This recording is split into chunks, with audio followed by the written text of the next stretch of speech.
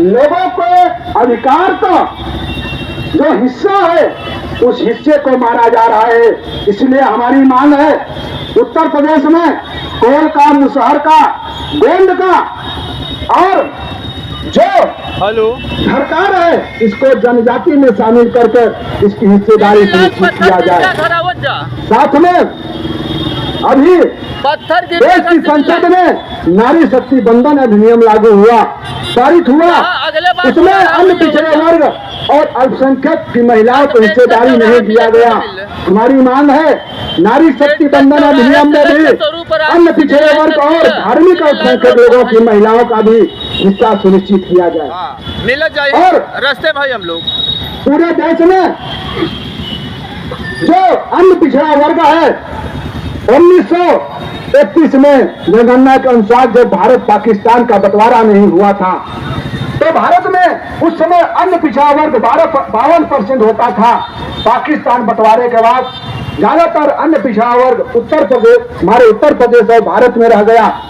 और जो भारत में रह गया, आज अगर इसकी जनगणना कराई जाए तो पूरे भारत में इसकी जनसंख्या पूरी जनसंख्या का 60% होगा। और जिसकी जनसंख्या इस देश में 60% है उसको क्रिमिलेयर लगाकर 27% आरक्षण दिया गया और पूरा केवल 4% दिया गया।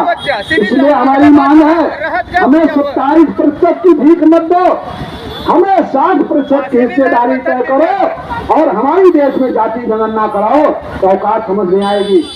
अरे इस देश में एक समान शिक्षा नीति लागू करो, हमारे बच्चों को पढ़ने लिखने का अवसर प्राप्त करो। और अगर हमारे बच्चे को पढ़ने लिखने का अवसर देते हो, उदाहरण आपके सामने है। भारत का शेड्यूल कास्ट से वर्तमान में जिसको अछूत कहा जाता है, वर्तमान में पहले भी अछूत का व्यवहार होता था, आज भी हो रहा है। उस बिरादर से, उस समाज से हमारे देश में सिविल लाइन पत्थर कई महापुरुष जिसको पढ़ने का अवसर मिला अंग्रेजों के समय में, उन्होंने संविधान लिखा, दुनिया के सबसे पढ़े लिखे व्यक्ति बने।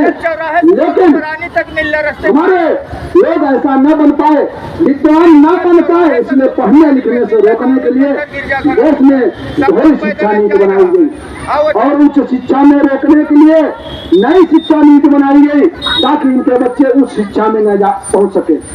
इसलिए इस देश की सत्ता में बैठे हुए लोगों से मेरा निवेदन है, अगर एक बात की औलाद हो तो मुफ्त में अनाज मत दो, प्राइमरी से लेकर पीएचडी तक, प्राइमरी से लेकर पीएचडी तक मुफ्त में शिक्षा की व्यवस्था कर दो। देश 25 साल के अंदर महाशक्ति बन जाएगा। लेकिन नियत सही नहीं है। जब नियत सही नहीं है, सोच सही नहीं है, तो इस देश में शिक्षा को खत्म किया जा रहा है और शिक्षा को व्यवसायीकरण का रूप देकर, व्यापारीकरण का रूप देकर हमारे लोगों को पढ़ने लिखने से रोका जा रहा है। इसलिए हमारी मांग है एक समान शिक्षा नीति लागू किया जाए। हमारे देश में जो उच्च न्यायालय है पूरे देश में 25 ठो और एक उच्चतम न्यायालय है। उस उच्च न्यायालय में और उच्चतम न्यायालय में ये जो समाज सड़क पर उतरा हुआ है, इस समाज से कोई जज नहीं बन पाता है। जज इसलिए नहीं बन पाता है, शिक्षा में इनको रोक दिए हो और जज बनने के लिए वकील बनना पड़ता है। वकील वो भी मेरिट वाला वकील अगर इलाहाबाद विश्वविद्यालय से LLB करके वकालत करेगा तो ही हाई कोर्ट और सुप्रीम कोर्ट में वकालत करेगा, तभी जाकर वो जज हाई कोर्ट और सुप्रीम कोर्ट में बनेगा। लेकिन शिक्षा में रोका। उसके बाद जो उच्च न्यायालयों में और उच्चतम न्यायालय में जजों की नियुक्ति की प्रक्रिया है कॉलेजियम व्यवस्था, कॉलेजियम व्यवस्था में तो जज का लड़का जज बनेगा, रजिस्ट्रार का लड़का जज बनेगा, मंत्री का लड़का जज बनेगा, ठेकेदार का लड़का जज बनेगा, उद्योगपति का लड़का जज बनेगा। क्योंकि वो कॉलेजियम सिस्टम की व्यवस्था है। जो नियुक्त करने वाले उसमें जज होते हैं, कानून मंत्री होता है, प्रधानमंत्री होता है। इन लोगों की मानसिकता जाति मानसिकता है, इनकी मानसिकता भेदभाव वाली है। हमारे समाज को देश के उच्च न्यायालयों में और उच्चतम न्यायालय में इनको हिस्सेदारी नहीं दिया जाता है।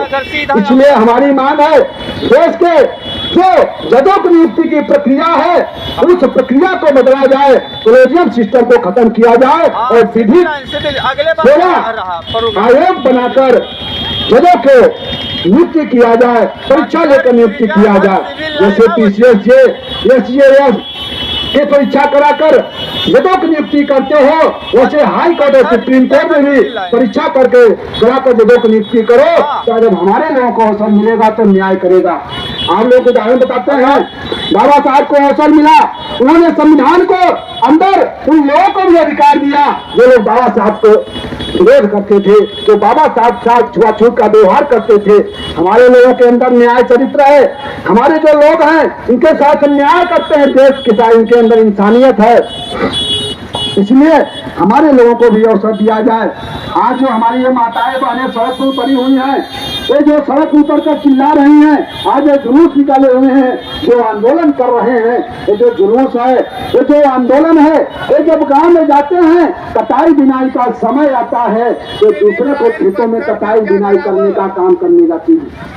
इसलिए जो लोग कटाई बिनाई करने वाले लोग हैं, इन कटाई बिनाई करने वाले लोगों को जो उत्तर प्रदेश की राज्य संहिता 2006 की धारा 126 है, उस 126 में 2.6 हेक्टेयर अर्थात लगभग 11.5 बीघे जमीनें देने का प्राविधान है, जो जिले का डीएम और तहसीलों का एसडीएम दे सकता है। ये प्रस्ताव गांव से प्रधान और लेखपाल द्वारा मंगाया जा सकता है, लेकिन ऐसा प्रस्ताव नहीं मंगाया जाता है।